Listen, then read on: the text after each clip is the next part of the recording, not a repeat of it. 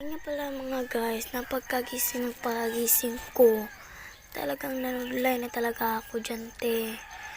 Kasi ano pa, mag-i-eskwela kami ng mga kapatid ko. Kaya ayan, for the go tayo dyan. Ayan, sumudlayan natin yung buhok natin kasi sobrang tigas.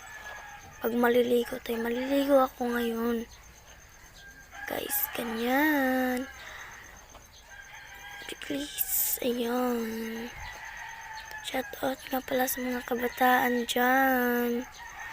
Wag puro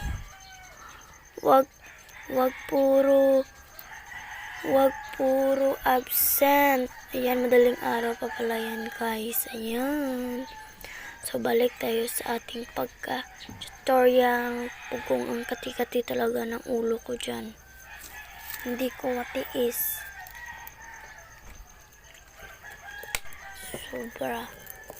Sobra pa sa sobra.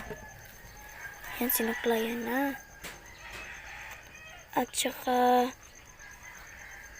ano pa rin dyan, natutulog pa mga kapatid ko niyan. Kaya ako dyan, for the go tayo, mag-video tayo, te.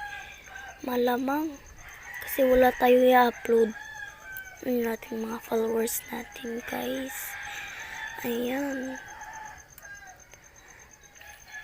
Ayan.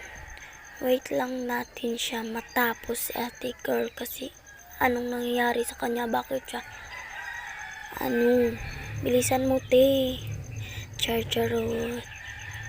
Talagang dyan eh. Kasi yung buhok ko hindi matanggal. Kaya ayan. Tapos na. Lagyan natin ng hairpin. Yan. Bulak color pink. Sa Shopee lang po yan guys. Buy one take 1.8 kabuok. 85 lang. Shopee siya to guys.